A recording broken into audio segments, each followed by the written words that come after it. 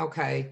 On FCA versus what was James Richardson et al. And James Richardson was already a default, my understanding is.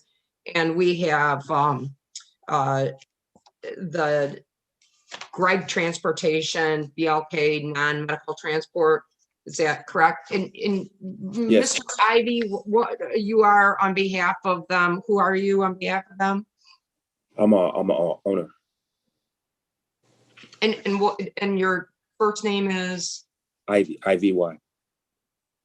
Oh, what's your last name? I apologize. Okay. Gregory. GREGORY. I got it. Which is Greg Transport. I got it. Ivy Gregory. And I apologize on behalf of the plaintiff, Mr. Bears. May it please the court, Your Honor, Jeffrey Beers, P41693, on behalf of plaintiff FCA. And this matter was, there was a default judgment that had been entered and now, or had been presented, excuse me. And the defendant entered an objection to the default. And so today's hearing was set.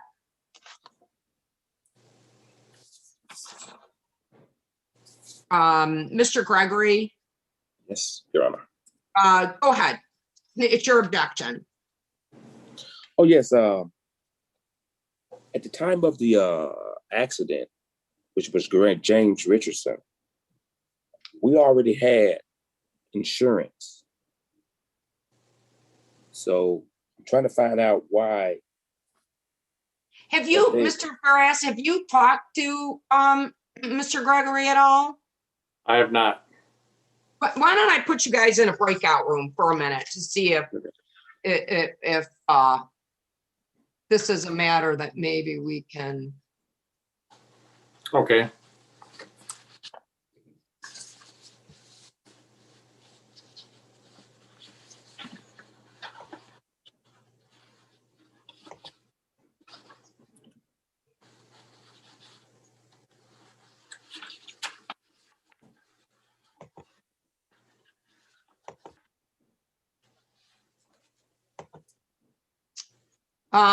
Go ahead and hit join. And Mr. Nate, you're on, what case are you on? Good morning, Citibank versus Franklin. Got it. And I don't know if we have anybody here on those cases. I'm letting a couple people in. I think they're on, hold on just a second. Yeah, no problem.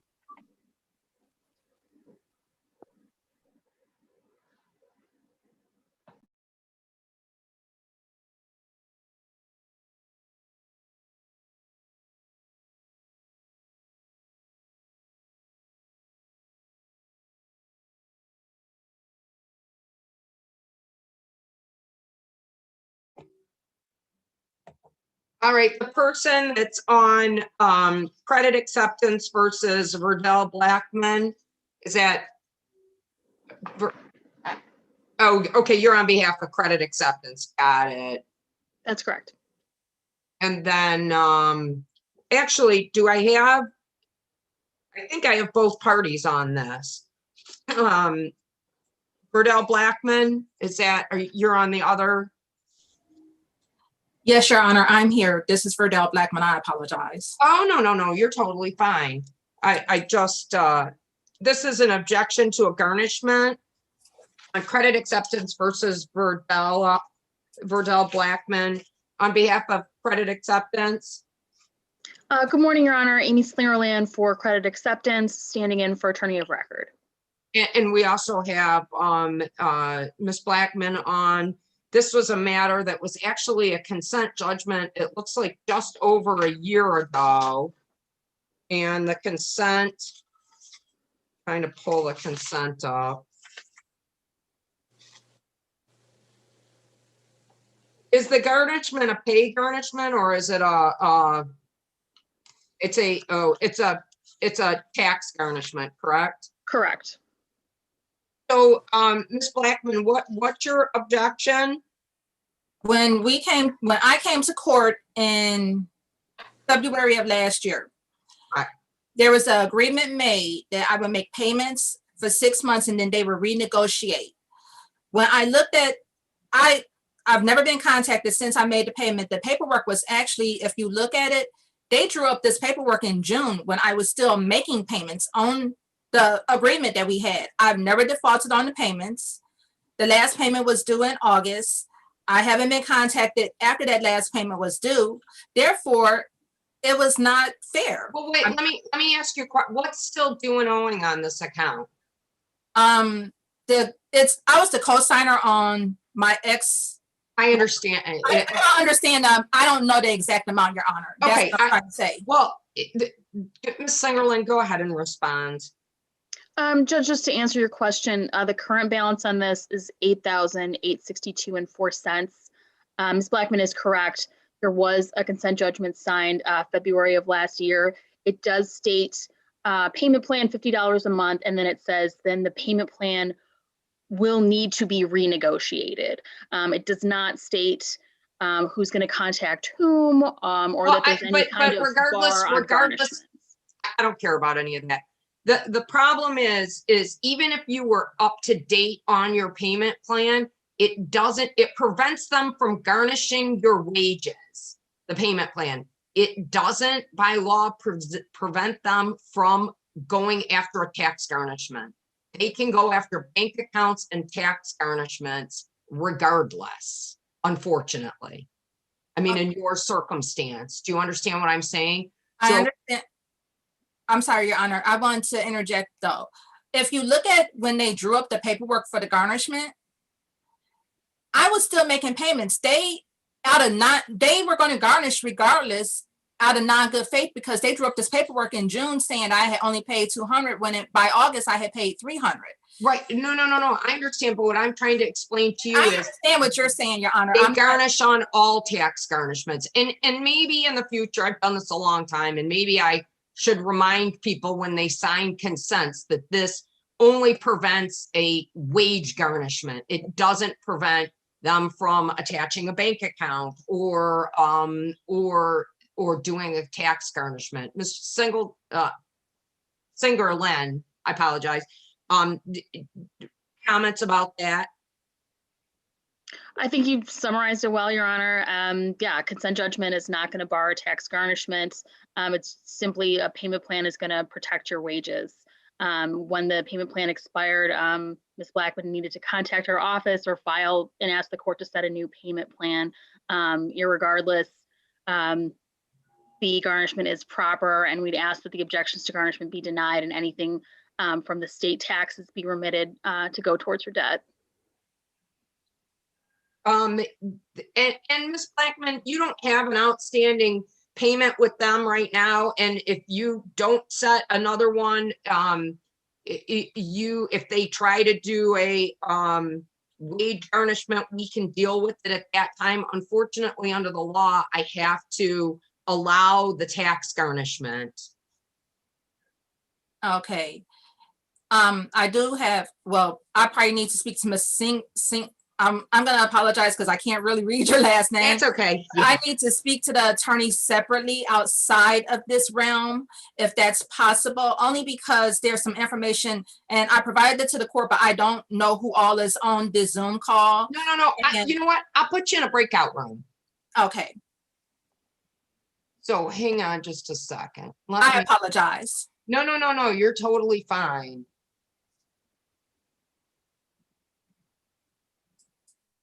All you have to do is hit join. Thank you. You're welcome. Mr. Brass, did you talk to Mr. Gregory? Yes, we talked. We were unable to resolve it this time. He's jumping back on. So, Mr. Gregory, with this default, your position is that the Greg Transportation has a legitimate defense in this matter, that you had insurance, and that my understanding is that you claim that you were never personally served too. Is that correct? That is true for me, yes. And we do have had an insurance policy at that time.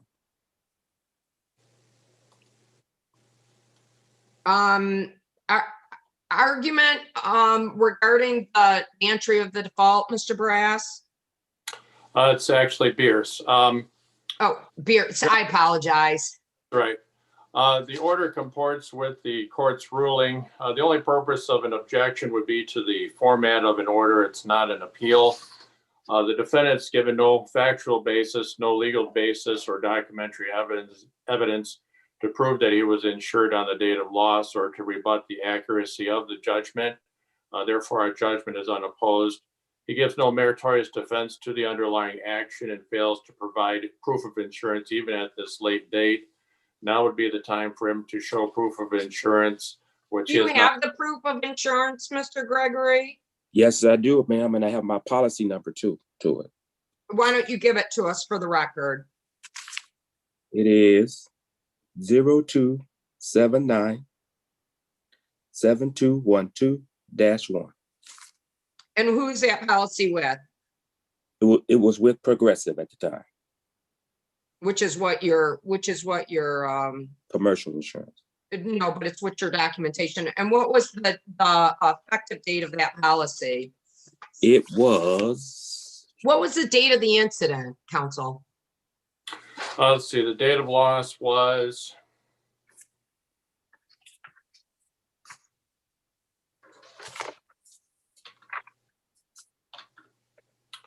One second here. That's okay.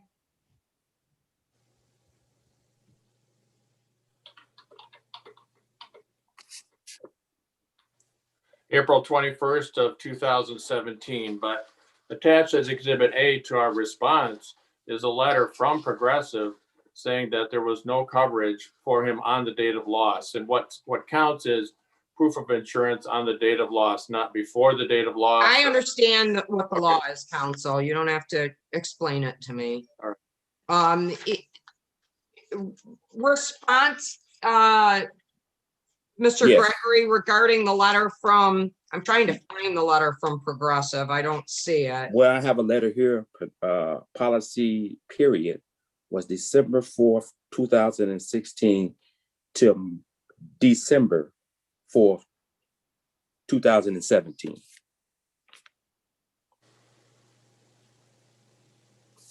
I'm trying to find a copy of the Progressive letter. It was stapled to our motion as Exhibit A.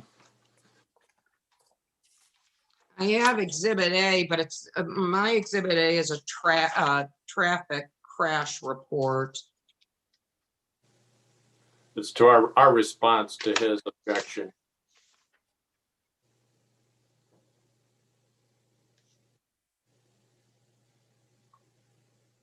They just got a traffic, not that policy number.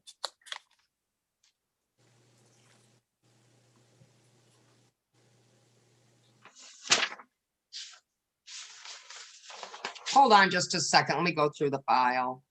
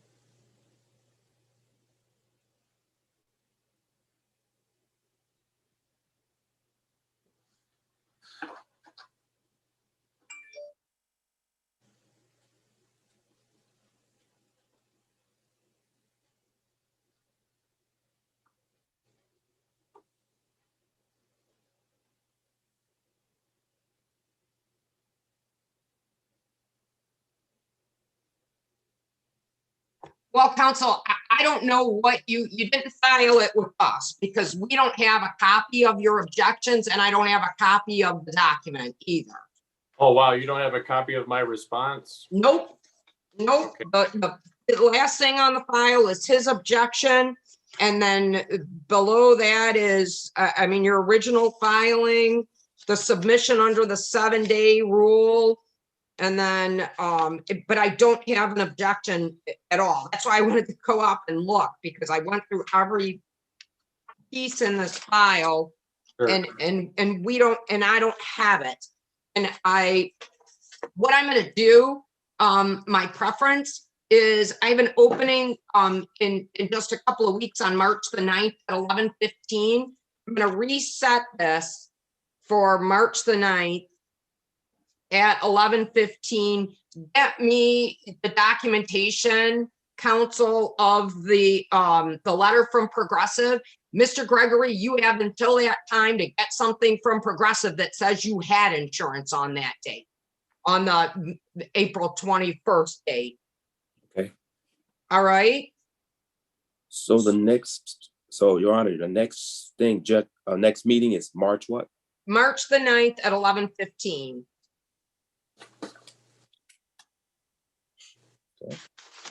And counsel, get me a copy of your response so that I have it, and we'll deal with it then. All right?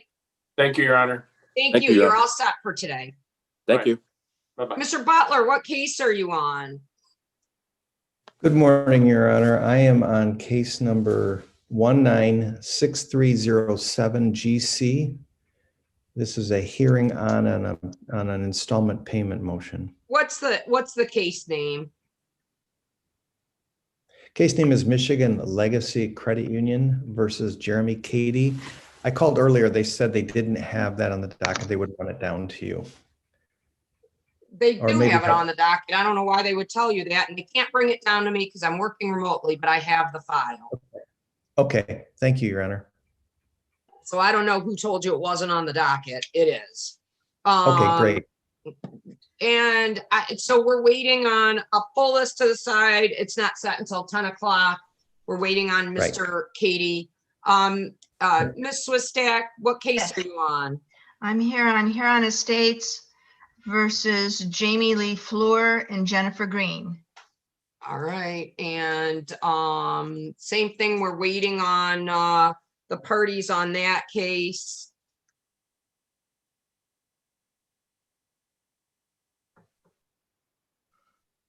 And then Mr. Koss, what case are you on?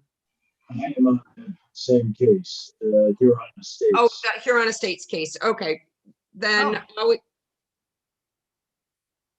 all we gotta do is wait a little bit. Our website is down today, so it's going to cause a little bit of a problem for us, because people, if they can't access through the website, they can call into the court and get my Zoom number.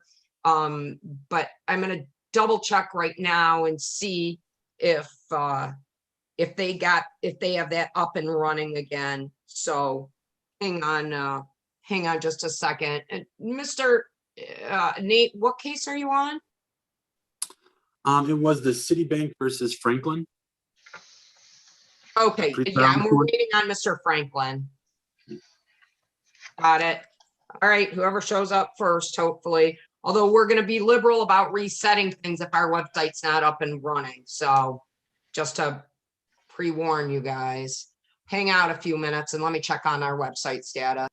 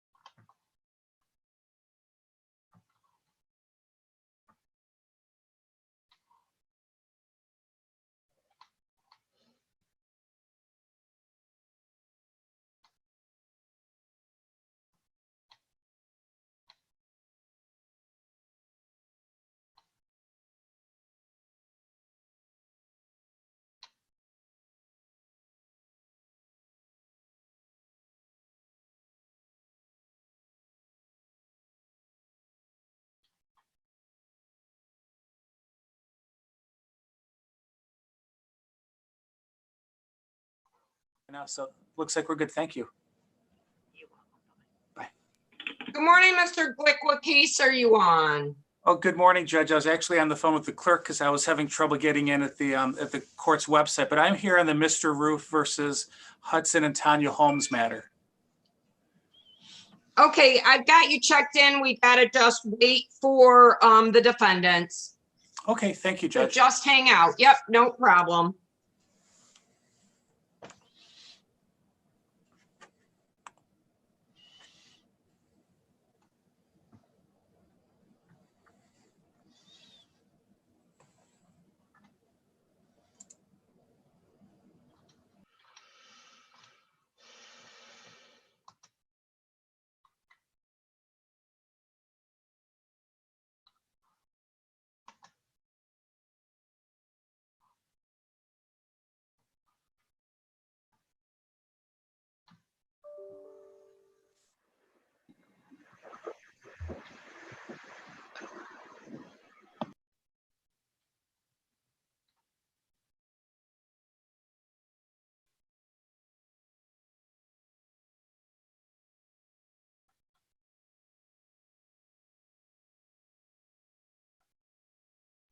Miss Slingerland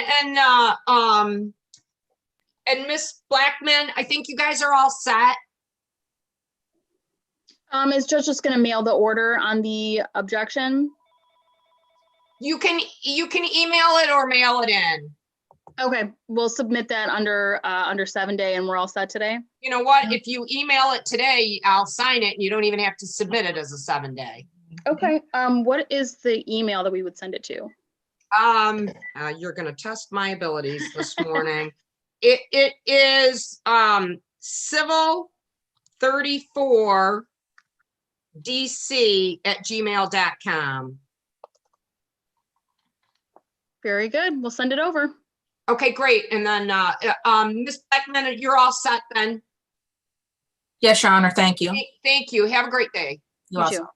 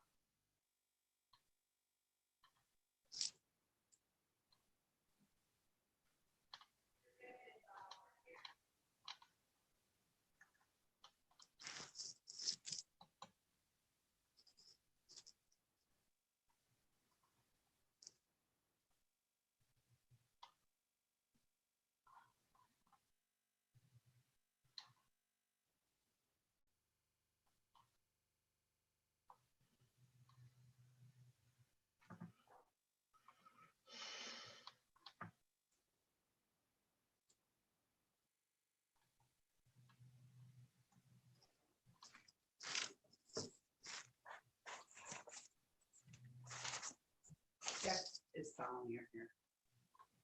Oh, is it? Yeah.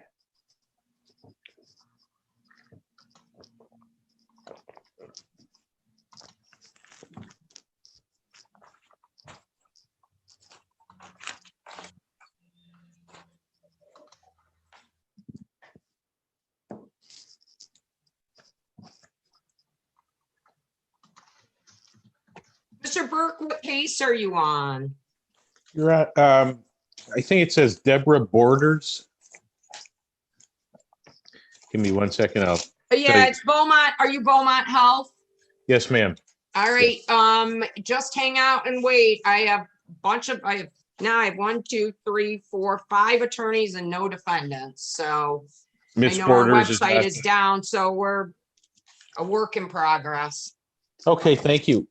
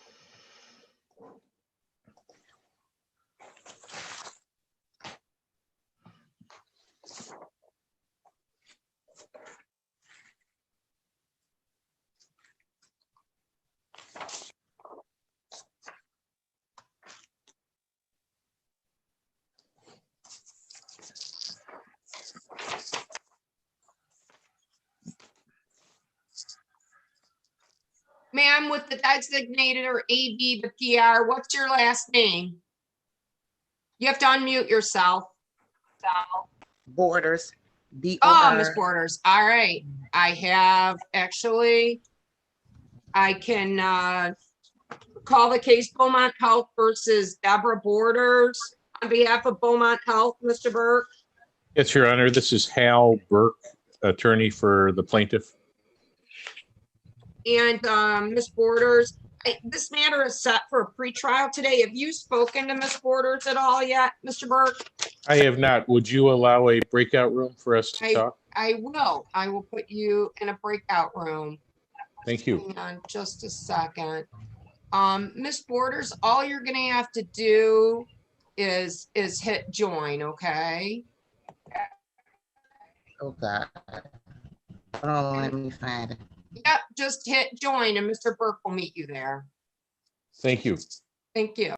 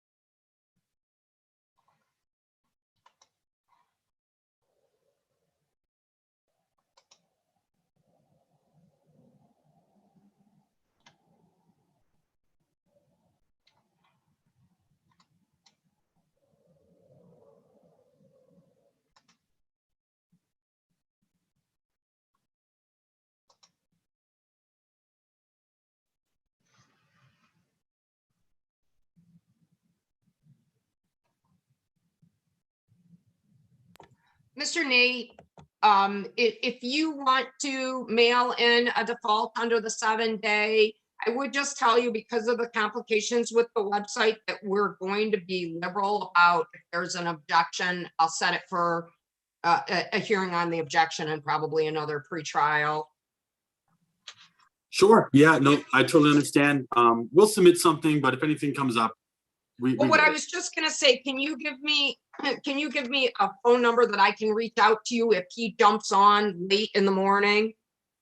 Yeah, absolutely. My direct line is 616-551-4196. All right, I'm gonna put it in the pile for the defaults. If he jumps on, we'll reach out to you and have you get on.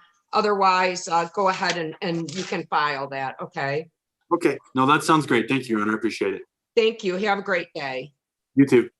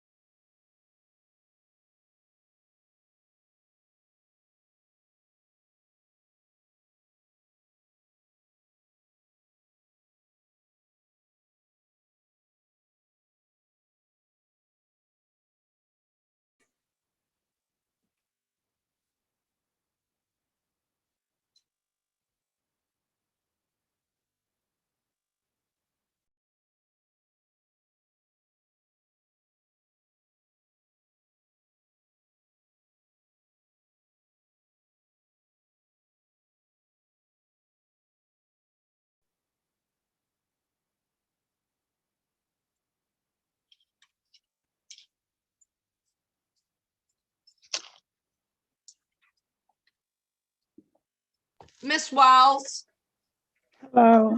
good morning. You're here on the Gateway Financial versus Sheena Wells. Yes. Just waiting on the attorney. So if you go ahead and mute yourself, we'll pull your file as soon as Mr. Schistler gets on. We'll do your case, okay? Okay, thank you. You're welcome. Mr. Krempo, what case are you on? Good morning. I'm here on Raytall Hall versus Public Service Credit Union. All right, I will get you checked in as soon as the plaintiff gets on. We'll do your case. So if you just mute yourself and hang out. Thank you very much. Thank you.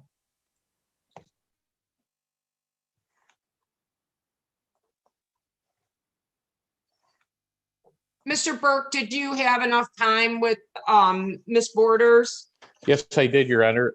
And with your permission, and I know Ms. Borders agrees with this, she made an offer of a lump sum. I have to present that to the plaintiff. May we have one, I'll call it a final pretrial by Zoom, and if they accept it. Sure. Can of I course I'll do dismiss that? it. Can I do that just a couple weeks out on March the 9th at 11:15? Yes, if that works for you, of course. I have an opening on that day, so we'll do March the 9th at 11:15. Hopefully you resolve it. It'll be like this, Ms. Borders. If you don't resolve it, if you do, then hopefully hopefully I don't see you on March the 9th. Okay. Okay. All right. Perfect. All right. Thank you very much. Have a great day. Thank you.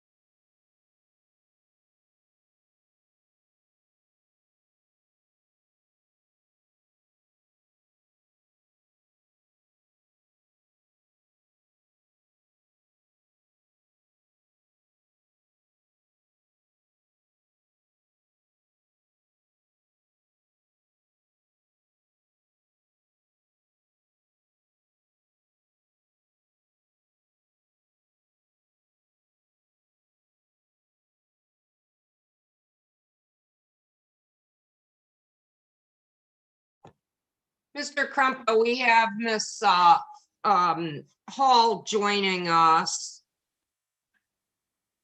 Thank you very much.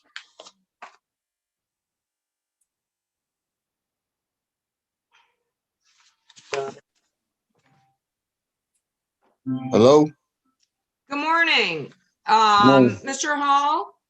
Yes, I'm ready to call your case, Raytel Hall versus Public Service Credit Union.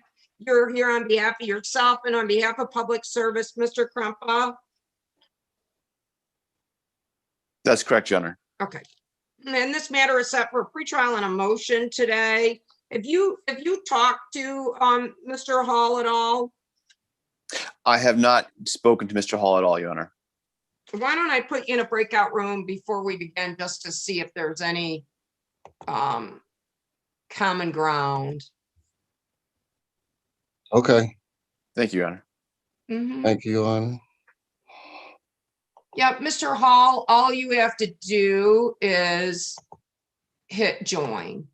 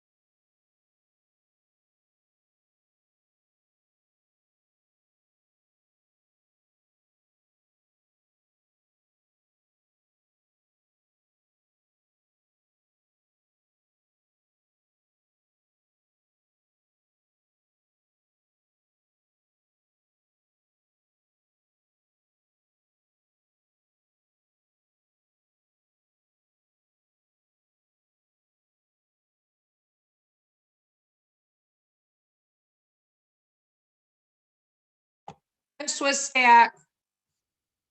I'm gonna go ahead. It is now 10:25 or 10:20. I'm gonna go ahead and send, I muted you earlier, so you gotta unmute yourself. Lower left. Got it. You answered the phone, I muted you. I appreciate that. No problem. Yeah, it's become my part of my job duties, apparently. I'm gonna go ahead and sign this writ. Thank you. Anything else for the record? No, that is it. I appreciate it. All right, you are all set. Thank you very much. Thank you very much and have a good day. You're all set too, Mr. Koss. Bye-bye. Bye.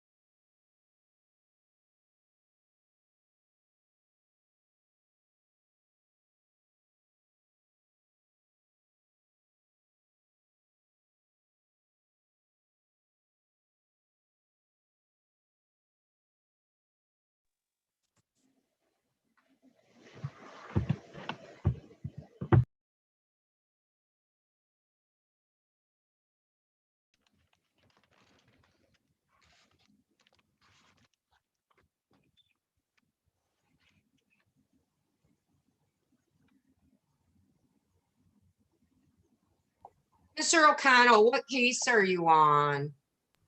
I'm here on the Martin versus Spirit Airlines matter. Okay. And then Miss Williams, who just joined us, what case are you on? The 7469. Oh, Mr. Ruff, Yes, you are, and what's your name? Ms. Williams. Tanja.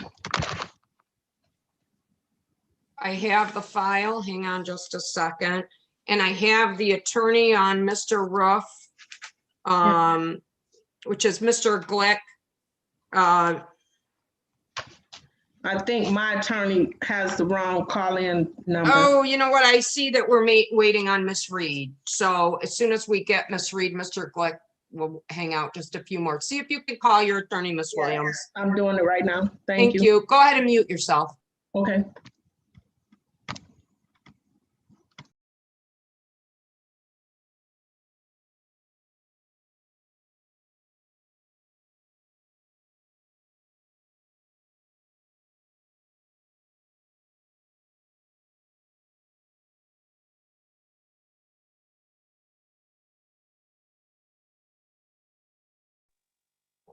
On the Galaxy A11, can I get your name? I'm sorry. I'm sorry, this is Attorney Reed. I have a new phone. Oh, no, you're totally fine. Your client was just trying to get a hold of you. This is calling the case of Mr. Roof versus Hudson Holmes and Tanya Holmes, or Tanya Williams, also Tanya, known as Tanya Holmes. I have Mr. Glick on here. Counsel, why don't I put you in a breakout room with Mr. Glick? Would that work? Yes, please. Okay, perfect.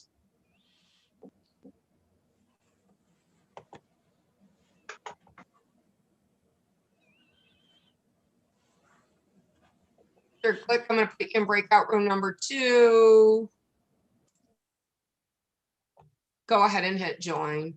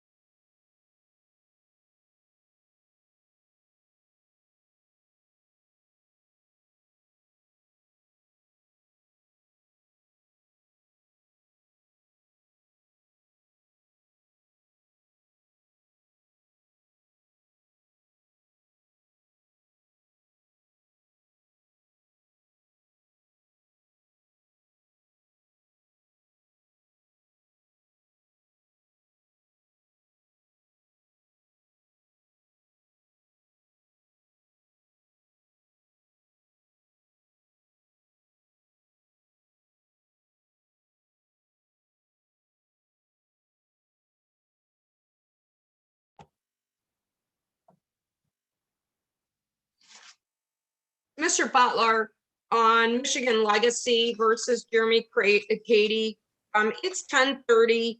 I know that the plaintiff had filed a response, and it's actually on the installments asking for a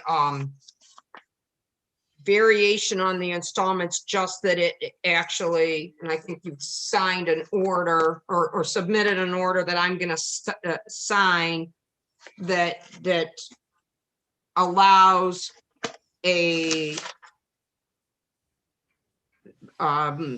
granted in part, denied in part, allows a withholding of the wages of $400 a month from the employer. Yes, Your Honor. I note that John Butler appearing on behalf of the plaintiff. Your Honor, I would note that a garnishment was served and Huron Charter Township issued the check payable to me. And my preference would be the order says make it payable to the plaintiff, but send it to me. I hope that's what the order says in front of you. It says withholding every month, any period is not released. It doesn't indicate, but I'll write payments Payable to plaintiff, payable but send to the lawyer, to Michigan Legacy Credit Union. Michigan Legacy.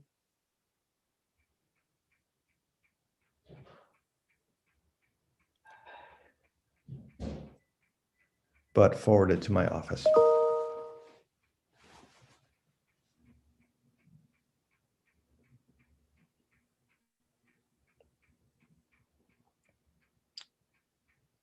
That's what I made the indication of. So hopefully that's what happens. All right. Thank you, Judge. Be well. Okay, thank you. Yep. Bye-bye. Have a good day. You too. I'll be right back. I'm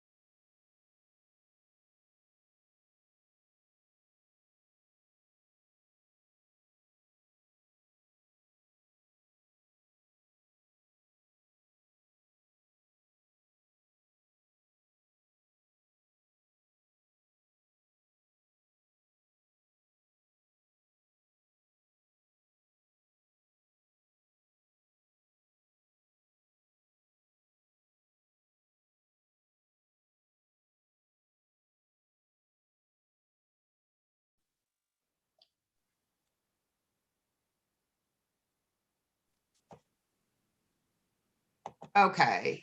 Let's see. Mr. Crumple, we got you back. Yes, I'm here. Thank you. On Raytel Hall versus Public Service, did you have an opportunity? Did we get, yeah, Mr. Hall back? Do you have an opportunity to speak to Mr. Hall? I did, Your Honor. We were not able to come to a resolution on the motion. So we'd like to proceed with the motion today. Well, is it fair to say that I can just send you guys to arbitration? Yes, Your Honor. Mr. Hall, do you have any comments about that? I know that in that my opinion is a happy compromise. I send you to arbitration, which is consistent with what the terms in the agreements of public service are, but it falls short of me dismissing the case and making you file with arbitration. Do you understand? Oh, yes, John. So it's sort of I think it's a happy compromise. I just feel, Well, I guess my one question, Mr. Crumpa, under these circumstances, I kind of know what it is. It's a mistake of, but would public service agree to meet? I mean, arbitration is a little bit of a high measure on this. Would you agree to mediation? A mediation could be helpful, Your Honor, I suppose. Not to get into the merits too much, but at the end of the day, the claim here is that the credit union deposited the funds into the wrong account, but right. The credit union follows the NACHA rules, and the NACHA rules provide for what accounts the funds should have been deposited in, and it was done properly. So I don't know. I can't say to the court today whether or not mediation would be fruitful, but I can't also say that it wouldn't. I'm gonna go ahead and send it to mediation. Mr. Hall, so we're gonna send it to mediation to see if we can work it out with one way or another. All right? Yes, Your Honor. Okay, then you are all set and we will be in touch. All right? Thank you, Your Honor. Yes, Your Honor. Thank Would you like us to prepare the order? I would appreciate that. Okay, Do you want me to And- give you an email to send it to? that would be great. Yes, thank you. It's civil at 34th District Court -mi.org.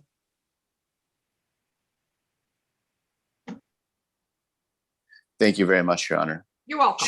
Should we just choose a mediator to be decided on by the parties? That's fine. Okay, and should the order say anything about the case being stayed for the time being? That's fine. Okay. Yeah, we automatically do it, but that's fine. Thank you very much, Your Honor. Thank you very much. Have a great day, both of you. You too. So Your Honor, I just have to wait in the mail for some paperwork or Yep, something? you're gonna get some paperwork in the mail. Correct. Okay. Okay. All right, Your Honor. Okay, thank you. Have a good day. All right. Mr. Rook versus Hudson Holmes and Tanya Williams to Miss Reed and Mr. Glick, did you guys have opportunity to speak to each other? Yes, Your Honor, we did have an opportunity to speak with one another. I do believe we have a resolution to this matter. We would have to submit our stipulated order and our mortgage at a later date. We do have one individual who is deceased that we would like to remove from the mortgage just to make sure that it can be registered appropriately. So I will withdraw the motion to set aside the default, and we will in turn enter a stipulated agreement within 7 days. Is that correct, Mr. Glick? Well, yeah, Judge, just so the court's aware. So while we were waiting for the case to be called, I received some settlement documents back that, were provided a while ago, but the defendant hadn't signed. And they were signed with an Adobe PDF signature, not an actual signature. So there was a settlement agreement and a mortgage, and then an order setting aside the judgment and a dismissal that would be entered when the settlement agreement is satisfied and all the payments have come in. So the issue is that we need an original signature on the settlement agreement. Really? Do you know that I sign things every single day that are legal and binding with Adobe now? Well, and the other thing is that the mortgage And needs the to be bank noted. accepts them too. I'm sorry? It's fine. I said, and even the bank accepts things like that. I sign search warrants. I order people to do all kinds of things with a virtual signature. Just saying, but fair enough. So you want some time. I don't have a problem with that. I'm going to make a notation that the parties are to enter, send in a stip in order. Well, Judge, what I was saying was, and also the other thing is the mortgage needs to be notarized. So there's no way around that one. That's a different issue. The notary is a different issue. But Judge, the settlement agreement calls for payments over time. And when the final payment is made, then the order setting aside the judgment and dismissing the case is going to be. All I'm going to do is write that you're going to submit an order. I'm not going to put a time frame on it. And if we don't hear from you like in 30 days, we'll put it on a calendar for a lack of progress. Well, what I'm saying though, Judge, is that there's already been a judgment in this case. There's not going to be any order entered until all the settlement payments are made, which could be a year from now. That's all I'm saying to the judges. We're not planning on submitting anything anytime soon. Okay. And Right, then I was under the impression that the order would be held in abeyance until my client paid everything off. I did think the order would be entered, but if it won't be entered, the order would say that the lien would be set aside and the judgment would be dismissed once payments were made. Well, why don't you submit something under a 7-day rule, under the 7-day rule that says that? That's what I plan to do. Well, Judge, that's what I'm saying. We're not dismissing the case now. We're dismissing the case. But you're not listening to what she said, that it's going to be held until that time happens. It's going to be held by me, Judge, in escrow. That's the agreement. I can put escrow. No, I meant that our case is going to be held in abeyance for up to whatever, a year or whatever. I didn't mean the money. Right, but it's not in abeyance. There's already a judgment. The case is over. And you're going to dismiss it at a time in the future. Correct. Correct. That's exactly what she said. Right, but I'm not going to submit an order now saying this case is going to be dismissed in the future. No, counsel, Ms. Reed said, I'm going to file a 7-day that basically memorializes what the agreement is, with the understanding that if A, B, and C happens, then at some point in the future, when those conditions have been met, there's going to be a dismissal. That's not the agreement, Judge. I understand what you're saying. That's not. Please, Mr. What I'm not understanding, Judge, is that's not what the agreement is. I thought that, what is So your you're understanding? never you said when the payments are made, it could take a year, then I'll dismiss it. Is that what you started by telling me? Judge, we have a settlement agreement that has the terms. It's private. It's not going to be filed with the court. We're not going to have, once A, B, and C is done, we have an agreement that's a private document. I'm going to hold a judgment in escrow. And when the settlement agreement has been complied with, then we're going to dismiss the case. And if it hasn't been complied with, we're going to continue. It's a forbearance agreement, essentially. And we Right, and that's exactly what she said. I don't understand that how what I said is any different than what you said, except that you're saying that the terms are private. I don't care. Because the answer is, Judge, we're not saying anything, nothing's going to be recorded or filed with the court now. There's not going to be an order now. So that's the difference. We're not going to have an order saying, it's not an order of settlement that's got terms on it. It's a private settlement agreement. The case has already gone to judgment. It's already off the court's docket, and we've got a settlement Well, agreement. it's obviously not off the court's docket because it's in front of me today. Your Honor, all I can say is the agreement is what it is. And if counsel, it was provided literally months ago. If she wants to go back and read it, if we want to negotiate it, that's fine. But it is what it is. And what it is isn't saying we're going to submit an order now. That's all. No, but it's set for, but Mr. Glick, today it is set for a hearing to set aside a default judgment. So it is set for a hearing. Okay. So And if I counsel decided to set aside the default judgment today, then it's a pending case. All she's doing is asking for the motion to set aside the default to be adjourned indefinitely till you figure out whatever A, B, and C of the settlement. And then at some point in the future, apparently, you know, if all the parties do whatever they're supposed to do, it's going to be dismissed. And if I Correct? may, She just said the motion, she's withdrawing the motion. She didn't say anything about holding it in abeyance for a year. the judgment was to be held in abeyance. And Ms. Attorney Glick, if I've somehow confused you, I apologize. My understanding was that it would be filed with the court, but held in abeyance. And once my client paid the money, then the judgment would be dismissed. We are not in any way trying to excuse the money. I just thought the judgment would be dismissed once the money was paid. That was my understanding. No one's saying anything different, and that's going to happen when the final payment has been made. It's not going to happen today. Right. That's what we both said. Fine. This all started because the court was saying, okay, I'll expect an order. I'm saying we're not going to get an order anytime soon. She said that she was going to send a 7-day order that just memorialized so that we're not sending you a notice in 60 days saying this is, I mean, I understand what you're saying. If she's withdrawing her motion, then there is nothing that you need to submit to us until you file a dismissal within the year. So Ms. Reed, if you're withdrawing your motion. Well, that was only with the understanding that a judgment would be submitted and something would be placed on the court's docket, allowing the court to have a time frame and for my client as well to be protected, that once the money is paid, then the judgment is dismissed. If I've somehow misunderstood, I would like to adjourn the motion for default or have the judge open the case again and argue the motion and have more time to negotiate with Attorney Glick. Attorney Glick has been very communicative with me. I just understood that the judgment would be entered with the court. I didn't realize he was simply trying to hold it in his office in abeyance. I thought I would do as Your Honor said, I'd place all of the terms in the judgment, not necessarily the amounts, but just letting the court know once this is paid, this matter will be dismissed. If that is not his understanding, I'm not willing. And again, if I misunderstood it, I'm not blaming Attorney Glick. I just thought that was what was going to happen today. And I'm not sure on what counsel is saying would happen today. There's already a judgment. Is counsel saying there would be some type of an order setting aside the judgment today? That's not the agreement. So I'm not, so if we need Well, to. this is what I'm gonna do. I'm gonna adjourn the motion for the motion to set aside the default for 60 days. You guys figure it out within the next 60 days. Judge, this has been going on for some time now. All right, then you know what? Ms. Reed, go ahead and make your argument on your motion to set aside the default.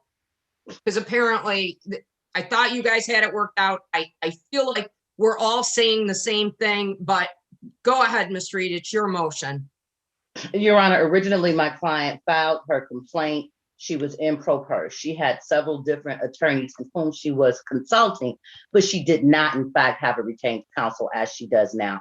The original hearing, my client came to the hearing. However, opposing counsel could not get in the hearing, having technical difficulties, and the matter was adjourned. At the subsequent hearing, my client could not get in the hearing. I do believe she had it misdocketed. I don't think she couldn't get in. She had the wrong date. The matter was, in fact, dismissed at that time because my client could not get in the hearing.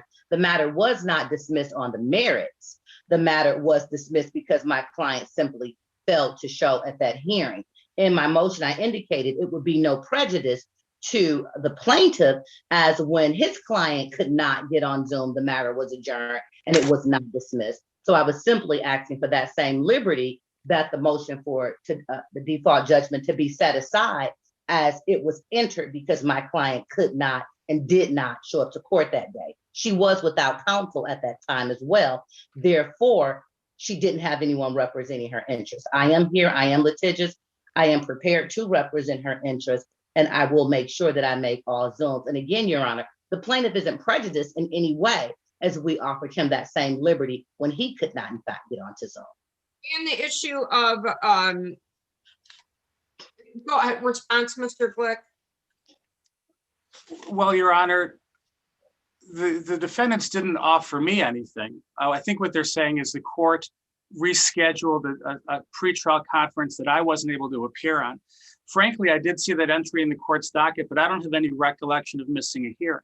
But it sounds like counsel's sole argument is, hey, we should be afforded the same courtesy. You missed a hearing and the case wasn't dismissed. Well, as I indicated in my motion, the defendants were extended the same courtesy, if not more so. The court didn't when they failed to appear for a hearing. And frankly, the court, we were on a June 23rd hearing that both parties were present for. And the defendant acknowledges, the court gave us a new date at that hearing. We were all advised of the new hearing. It's not as though they're saying that they didn't receive a notice. They're saying they wrote it down wrong. Well, when they didn't appear, the court didn't just enter judgment against them. The court asked me to submit a 7-day order. And so I submitted a 7-day order on September 9th, which would have made it, had it be entered on, I guess, the 16th. They actually had until the 25th. So they didn't show up on September 9th. They didn't cure that. They didn't contact me or contact the court or file anything. When they received my notice of presentment, they similarly didn't do anything. And then when the judgment was entered, they still didn't do anything. Now, aside from that, as this court is aware, the court rules require good cause and a meritorious defense, and neither one of them have been shown. Calendaring issues are expressly exempted. It says the cases I've cited say that calendaring problems are not good cause. But even if they were good cause, there's been no meritorious defense shown. The affidavit provided, as I indicated in my motion, only says we have a meritorious defense. And I've indicated in my motion the law that says that's not good enough, and you can't have good cause or it's one or the other, it's both. And not only have they not provided any good cause whatsoever, but my motion, my response to their motion was emailed to counsel 12 days ago. And they still didn't update anything and provide an affidavit of meritorious defense. Ms. Reed, what is the meritorious defense? My client has condensation in her laundry room.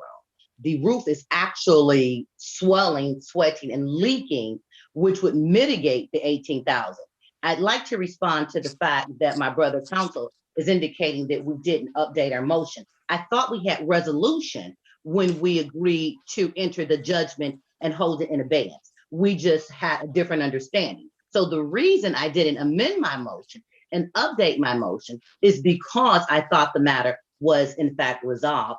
Also, the Supreme Court, and it's been written in my motion, has indicated that if there is no prejudice and a matter has not been litigated on the merits, the courts can, at its discretion, set aside a default. But we do have a meritorious defense. And lastly, Judge, I was not, just for the record, again, my client was improper. I was not the attorney of record when the default was entered. She came to me afterwards, and I picked up the case, and I began to try to assist her and litigate the case, but her laundry room is leaking. She still has condensation. I emailed my brother counsel that a short time ago, once I saw during this Zoom hearing that we were not going to resolve. I was just going to try to talk to him and resolve those matters off the record. But now that we're saying we're not in agreement, I would like for Your Honor to set aside the default or at least adjourn it that we can solidify our agreement a bit more, because I thought we were resolved is the only reason that I did not update the pleadings. Well, and Your Honor, if I could respond. Yep, go ahead. We had agreed to a settlement months ago, and counsel had me go to the trouble of preparing settlement documents, which they then didn't sign and tried to renegotiate and yada, yada, yada. And then a month ago, after this motion was filed, I got another call saying, okay, we're agreeable now to the settlement. Please update the documents and send them over to me, which I did. And I withdraw my motion. Well, Judge, I went to the trouble of doing that, despite promises that the motion would be withdrawn when I did that, and that it would be signed under the terms that we agreed to. And of course, what do I get? I don't get, the motion isn't withdrawn. I get a counteroffer, and they refuse to sign these documents, and they don't do anything until I literally got the signed documents we're talking about today, Judge, at 10:09, 9 minutes after we're in this hearing. And if the mortgage isn't notarized, the settlement agreement is a PDF document, so I don't have any useful documents. Your Honor, if I may, again, I as Your Honor said, I'm sorry, you weren't done? That's fine, go ahead. All during COVID, all during the pandemic, I have been signing document PDF, Adobe. The only reason the document wasn't notified, my defendant, my client works for Highland Park Court. She planned on getting it notarized when she went to work today, but the courts closed because it was a snow day. And what my brother, so she couldn't get it notarized, but the plan was for the mortgage to be notarized. I've never had a problem signing in Adobe, so I didn't think that would be a problem today, specifically because of the pandemic. And lastly, in terms of me offering counter offers, that is true, Your Honor. I was trying to negotiate for my client. I did send over a counter offer. This, my client is looking at her budget. She can't afford this. Can we decrease it? My brother counsel said, no, we can't decrease it. So I wasn't sitting on it, just letting time go by. We were that enough. Apparently, I don't know if you guys can work out a settlement in this case or not. That apparently there's been some breakdown on both sides, and I don't know what the issue is. But I am going to find that there is good cause and there is a meritorious defense. I'm going to set aside. I'm going to grant motion to set aside the default. I'm going to set it for a pretrial in 3 weeks on March the 9th at 11:30. If you resolve it, if you don't, I will. So I'll see everybody in 3 weeks unless you guys have this resolved. I'm not sure what that means, Judge. If we resolve it, if we don't resolve it. If you end up coming up with a settlement, then if you don't resolve the case, then the case moves forward. And at some point I have a trial and I resolve it, Mr. Glick. That's how it works. Okay, that's understood. So at the pretrial, Judge, will we have an opportunity then to ask for discovery and have a scheduling order and all that? Yes. Okay, perfect. So we're at square one. Got it. Correct. Okay, And I didn't want to put it out. I hear what you said about it going on for a long time. So I didn't want to give you an April or a May date. I wanted to give you a date in 3 weeks so that we can move this along. and Okay. just for the record, Judge, because if in case we file an appeal, I'm still confused about how the agreement allegedly was signed this morning and they were ready to go, but yet it's not agreeable and it's not what they understood it to be. I'm not clear on that. And you know what, the record speaks for itself, and you can get a copy of the transcript if you're going to do an appeal. I have all these other people waiting, and we've spent enough time on this. The only thing that was before me today was the motion to set aside the default, and you both turned it into something else. And so whatever your understanding was or wasn't, I don't know. The only thing I knew when I brought both of you in was that it was set for a motion to set aside a default. Okay, and Judge, under the court rules and as asked for in my motion, if the court is inclined to set aside a default, the non-moving party can ask for costs. And of course, That's right. And I'll hold the motion for, if you want to file a motion for costs, I'll hear it. Thank you, Judge. All right. You're all set. Have a good day. Thank you, Judge. Ms. Barnes, what case are you here on? We are here on the case of Trilogy Leasing. I can pull up the number. I see it. Trilogy Leasing. Yes. I don't think I have the attorney on Trilogy. I see Miss Martin, you're here on Spirit Airlines. Yes. Okay, and I had the attorney on. Who's the attorney on Spirit Airlines? Tim O'Connell, Your Honor. Mr. O'Connell, this matter is set today for a motion for summary. Is there any point in you having a breakout room with Ms. Martin? I didn't think so. I think Spirit's positions are laid out in the motion, Your Honor. Okay. Then I'll go ahead and call Mr. Schisler. Hang on just a second. You're on Gateway? Yes, Your Honor. And I have Ms. Wells, who has been on here. This is on a motion to set aside a payment order. Is there any conversation that I was going to put you in a breakout room with Ms. Wells? Your Honor, I think we can probably even expedite that because Ms. Wells had a conversation with our office earlier this week. Okay. We had sent out some settlement proposals, and she wanted to take advantage of one that would give her until April 30th to make a payment of $2,151.24.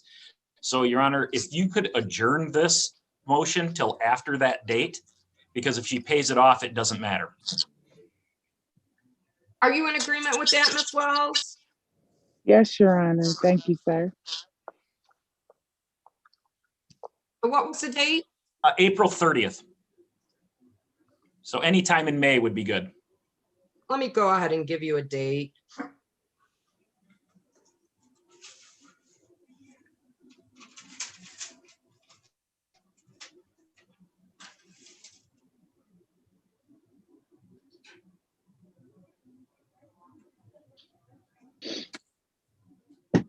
I'm going to give you a date of May the 18th at 10 o'clock. Okay, I'll put it on the calendar. And hopefully you resolve it before then. Yeah, if she pays it off, we'll file a satisfaction and we won't need to appear. So. Perfect. All right. Thank you very much. Thank you. Thank you.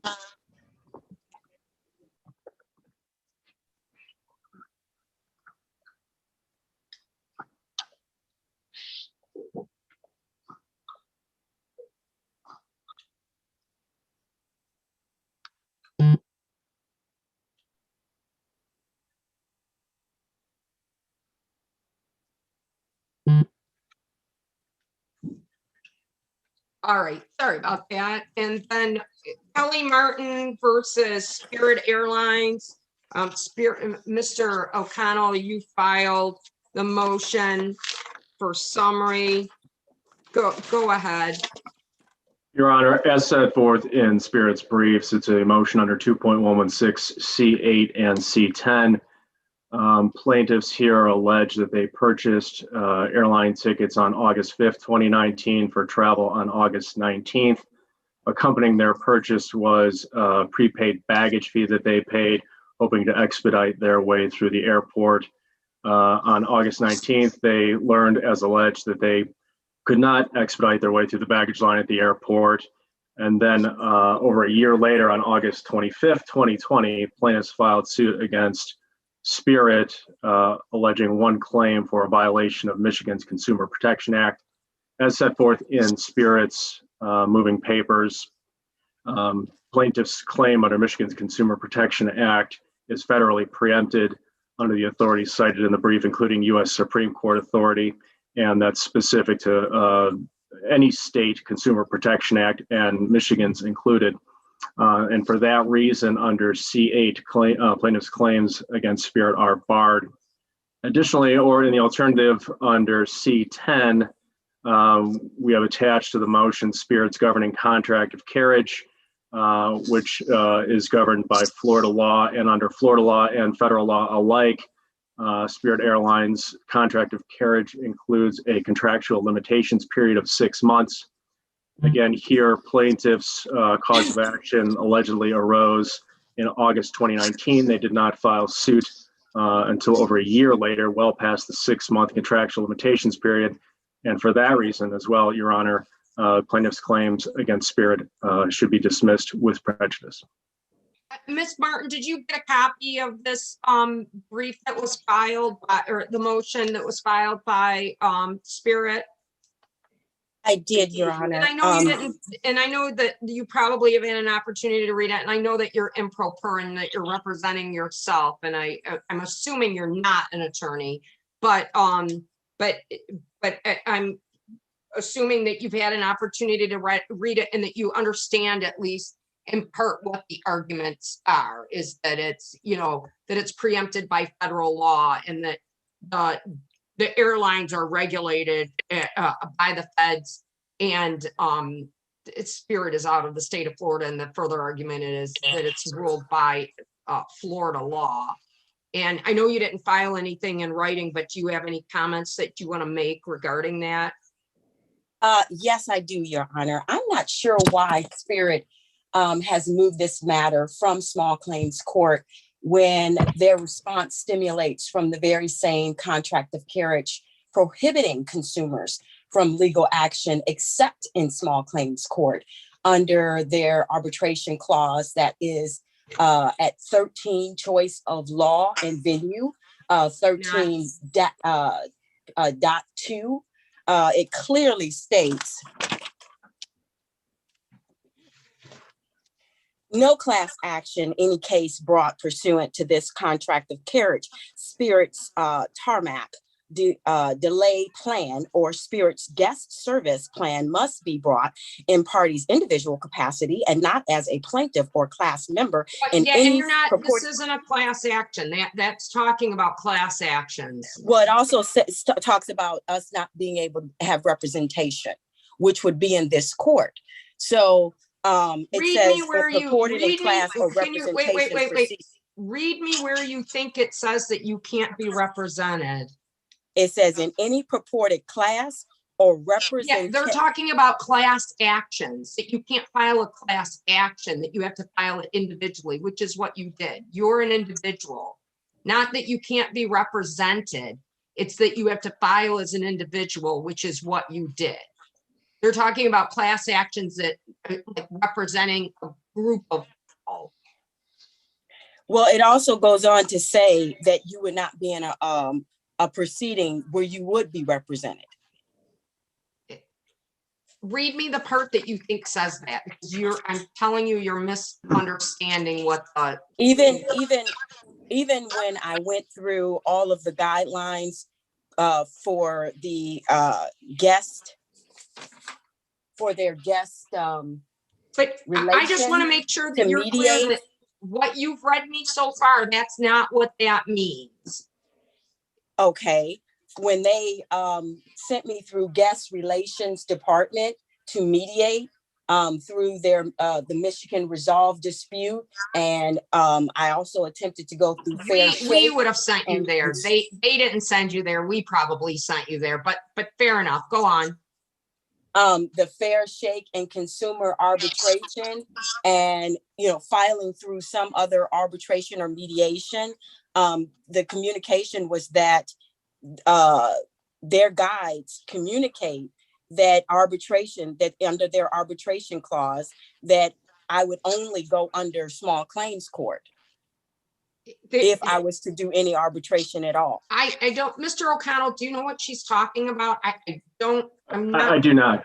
I do not. I've never heard of such a thing. And the provision referenced in Spirit's contract of carriage, as Your Honor rightly pointed out, is with respect to class actions only.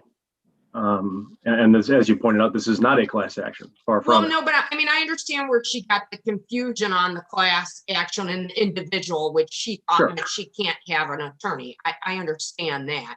But regardless of even any of I don't know. See, my problem is, Ms. Martin, is that you need to give me something that legitimately says that I can ignore the federal law. And I do these cases because we sit in Romulus, so we periodically get airport baggage claims. We get claims for that people check something and over the years and it gets stolen and they sue either Delta or Spirit or one of the other airlines because they traveled, and I had a guy that checked a camcorder years ago. Actually, it was with Spirit too, that the gate agent actually said, no problem, it's fine, I'll take it. And they took the camcorder and it disappeared and never made it to the other end.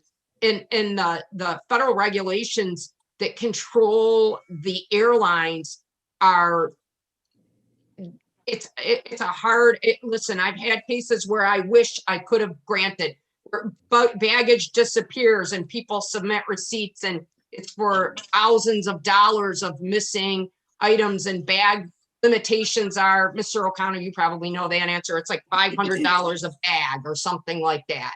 Is that what the limitation is? It varies from airline to airline. I believe there's a federal regulation, but it's probably more than that. It's probably about $2,500 or something. Okay, well, yeah, that's me dating myself on because I'm telling you, it was less than $1,000 per bag years ago. And so those federal regulations, there's not anything I can do about it. That's, the feds make some determinations on what regulates the airlines. And I understand your, what was the amount? How much was the payment? What was the original amount for? The original amount was $112.29. Just for the baggage that you paid in advance. Correct. But unfortunately, because when I paid for it in advance, as the attorney stated in regards to me going to August 19th flight, I was given a receipt or a debt card saying that I owe for baggage when I in fact paid prior to coming there. So the unfortunateness is I thought that I would just be able to speak to a manager, a supervisor. I would be able to communicate what has transpired. It was just possibly a mistake on the part of the company, and that this whole situation will be resolved. Unfortunately, the time spent on that, we missed our flight. Right. And instead of them just looking at it and seeing, I showed where I had the money come out of the bank, that it was to Spirit Airlines, because it didn't specifically say for baggage, even though it was above the amount of my tickets. He still would not budge on that. And so not only did I have the cost of the baggage all over again, I had the cost of the airline the flights. Yes. And I've had, and I'm telling you, Ms. Martin, over the years, I've had my fair share of frustration with airline situation. No offense, Mr. O'Connell, but there have been, and I have had some situations personally that have been very, very upsetting along the same lines that you've had. But with that being said, unfortunately, the federal law supersedes the Michigan law in this matter. And I don't, my hands are tied with this, and I have to grant. Well, now, I'm sorry, Your Honor. I have to grant Spirit's motion for summary, unfortunately. Well, the other thing, Your Honor, is that they're communicating that it hasn't been within the timeline, but I followed. And I'm not even addressing that issue. I didn't even get to that issue. Whether it was in the timeline or not is not a factor for me, because the federal law preempts this issue, and unfortunately you're stuck with that. And I apologize, but I have to follow the law, and I have to grant Spirit's motion for summary disposition and dismiss the case. And can you help me understand, Your Honor, if the federal law is not to do with my placing the claim in that time frame, what would it be? It's about the regulate. If you look at the motion, it's about the bag departures and their contract of carriage. That's what it is. It's not on the timeliness. Okay, and you're saying that they have, based on their contract of carriage, Based on their contract of carriage, correct. They have a right. And if you disagree with me, you can appeal this, but the federal law is going to preempt it. So they do have a right to have me pay twice for the baggage, is what you're saying? I'm saying that I don't know. Mr. O'Connell, do you want to address that? Well, as you pointed out, Your Honor, it's a bit of a technical argument, but it's the Airline Deregulation Act preempts state law causes of action, including Consumer Protection Act claims filed whether in Michigan or in any other state, and that's under the authority of the U.S. Supreme Court. And that's not going to change in this case, Your Honor, as you pointed out. You know, and so okay. I don't know where I don't know what your avenue for to resolve your complaint. That's what I'm saying. But it can't be with this. It can't be with this court. Okay, so I see what you're saying. Based upon it not being materious, according to me using a Michigan law, being that this is a federal situation. Correct. I understand. All right. I'm going to find a rule, grant your motion for summary, and you're all set. Okay, Your Honor, do you want us to submit an order? You can submit an order, correct? Under the 7-day rule, Your Honor? That's fine. Will do. Thank you very much. You're welcome. The Trilogy Apartments versus Anita Barnes. Yes. Good morning, Your Honor. Monica Bunsell, P79738, appearing on behalf of the Trilogy. And I think that we have Miss Barnes on. Have you spoken to her? No. No, I don't believe we've spoken. Can I put you in a breakout room with her? Absolutely. Hello. All you have to do is hit join, Miss Barnes.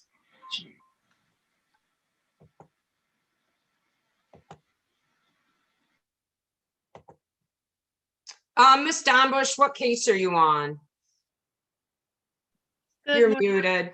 I'm here for two matters. It's Country Meadows versus Paquette, 3254. It's a motion for issuance of a writ, as well as Country Meadows versus Conlin. Got it.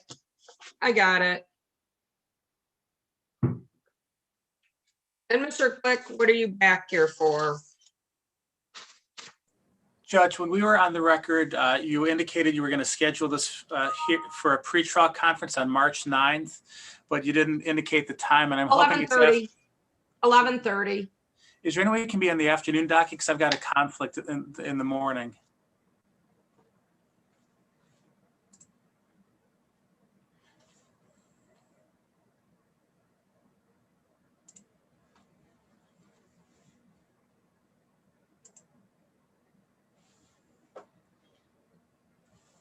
I usually check my calendar when we're talking about it, but we kind of continued to argue. And it slipped my mind. 1:30? That'd be perfect. Thank you, Judge. Okay, you're welcome.